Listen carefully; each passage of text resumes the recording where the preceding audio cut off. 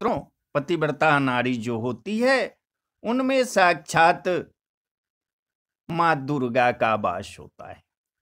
आइए एक कथा आज आपको हम सुनाते हैं। तो मित्रों, अगर मेरे चैनल पर आप नए हैं तो चैनल को सब्सक्राइब कर लीजिए और बेल आइकॉन जरूर दबाइए, ताकि जब कोई मैं धार्मिक वीडियो डालूं तो नोटिफिकेशन सबसे पहले आपके पास पहुंचे।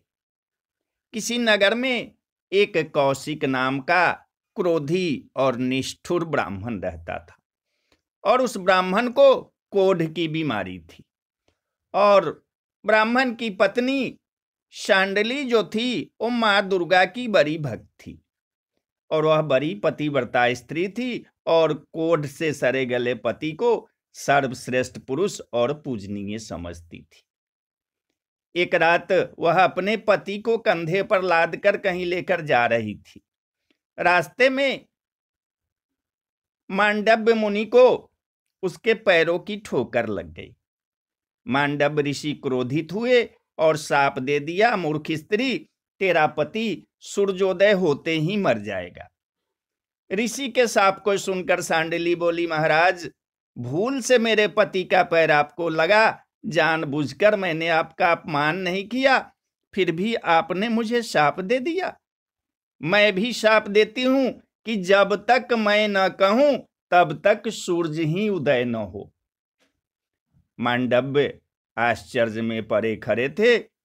उन्होंने कहा कि तुम इतनी बड़ी तपस्विनी हो कि सूर्य की गति को रोक सकती हो।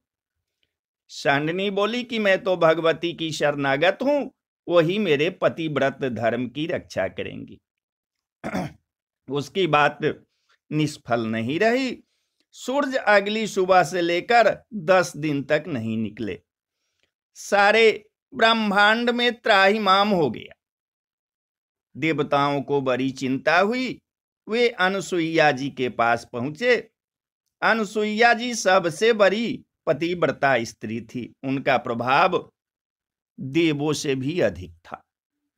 देवों ने कहा कि माता, एक पतिव्रता स्त्री के कारण संसार संकट में पड़ गया है, और आपसे ज्यादा योग्य संसार में कोई और स्त्री नहीं होगी जो एक पतिव्रता शांडली को समझाकर उसका क्रोध शांत कर सके। अनुसुईया जी शांडनी के पास पहुंची और उसके कारण उत्पन्न हुए संकट का प्रभाव बताकर वचन वापस लेने का अनुरोध किया।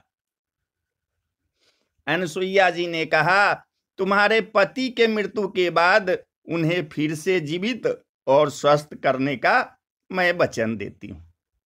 सांडनी को भरोसा हो गया। उसने अपना वचन वापस ले लिया और सूर्य की गति को अनुमति दे दी।